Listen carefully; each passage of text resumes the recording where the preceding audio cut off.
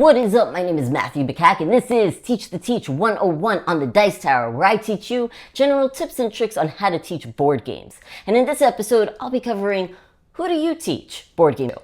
But before I get into that, I just want to let you all know that unfortunately this will be my last episode of Teach the Teach on the Dice Tower. I'm really sad to leave this show behind here.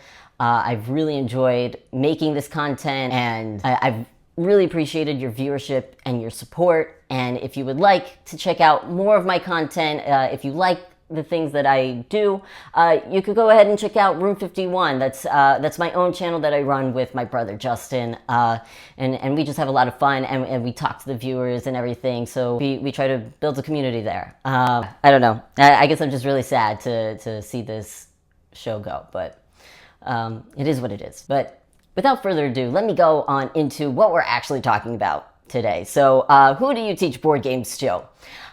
I wanted to talk about this because really what I mean by this is, like, who do you welcome to the table, right? Who do you actually teach board games to?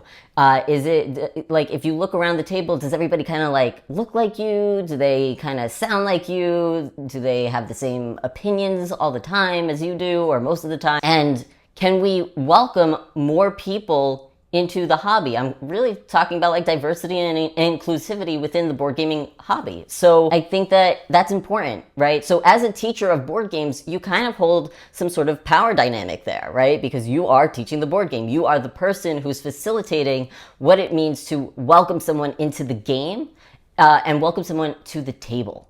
And that requires a lot of responsibility on your part. Now, how do you actually go about, like, welcoming other people, right, to board gaming? Especially if maybe you don't live in, like, New York like I do. I live in New York, so it makes it pretty easy to bump into people who don't look like me, talk like me, or anything like that. And I get to have friends over. I'm a shy person, so I really mostly stay home and teach the board games to my friends that I know, and my wife and my siblings and everything. And so we've got a whole bunch of different looking folks and differing opinions and everything like that. People who talk differently, all that sort of jazz at the table, which is really cool. It leads to just really cooler more depth in conversation, even just like when playing board games, which is really cool, because we don't often get to do that. And it even, like, helps me in terms of, like, how to teach different people different things within board gaming, right? And I guess the whole thing is, like, if you are somebody like that, right? If you're a shy person who wants to play board games at home, and maybe you don't live in a place like New York, right? And maybe where you live, everybody does look like and sound like you. That's okay, right? So I could think just, like, being aware of that is important. And then you could intentionally, like, go on digital board gaming applications, like Board Game Arena, Sovereignty, Tabletopia, Tabletop Simulator, right? There's so many different avenues for you to go. And no, it's not the same as, like, playing a board game physically, but you can meet people around the world, which is so awesome, and can really, you really start to hone your skills, because I feel like it's a lot more difficult to teach board games online than it is physically in person with people.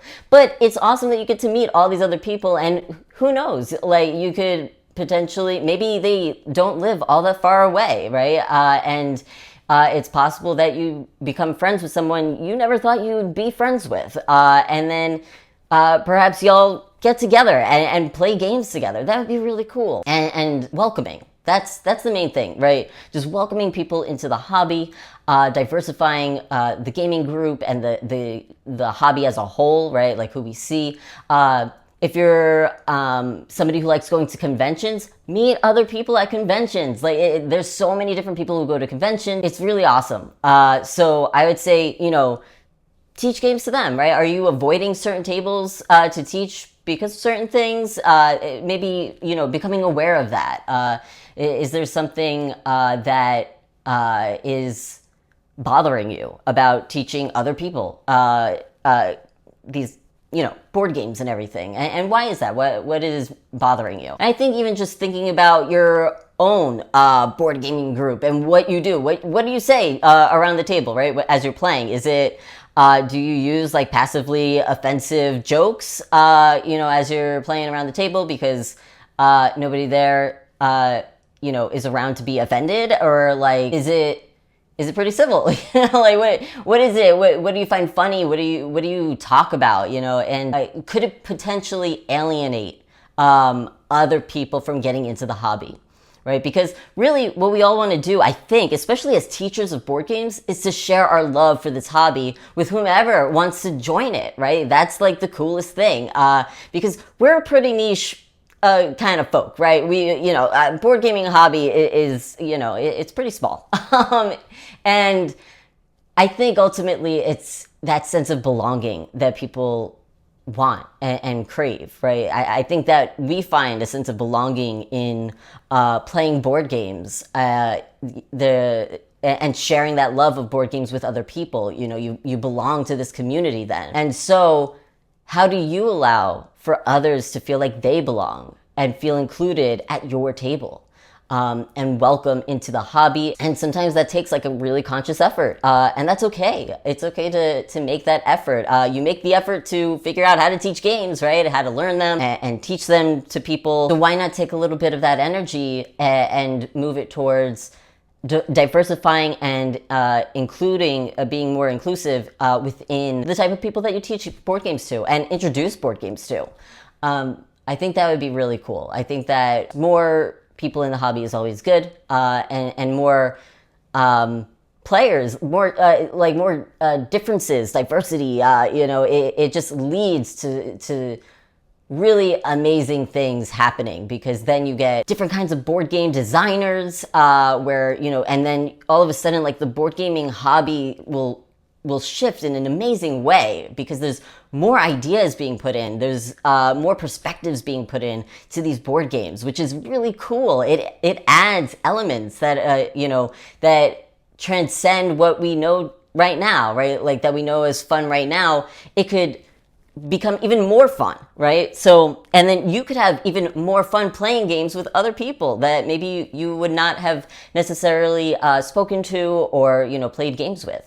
So I challenge you to do that. I challenge myself to do that a lot of times. And I don't know, I just think that'd be really awesome. And I think that this being my final episode of Teach the Teach here, that is the biggest message I want to send. I think this is the most important tip I could possibly give, is to make sure that you are legitimately welcoming people, including people, having people belong and feel like they belong at your table when you are teaching games. Not being afraid of diversity and inclusion and equity within board gaming. I think that will create really special moments. And I think it'll create a very special hobby. It'll make it even more special. And just that connection is something that you can't find in many places, I think, So yeah, that is, I think, the biggest tip I could possibly give. Because after all, the Dice Tower is about board games and the people who play them. So with that, thank you so much for watching. Again, if you enjoyed this at all, please go ahead and go on over to Room 51, my own channel, along with my brother. It would really mean a lot to me. I'd really appreciate it, your continued support. And also, down in the comments below, let me know what are some tips you think that would help diversify the community, the board gaming community, and make people feel a little more welcome in it and included and belong, and that sense of belonging in the board gaming community. I would love to know this. That is, I think, a really cool conversation to have. So anyway, hopefully I will catch you around.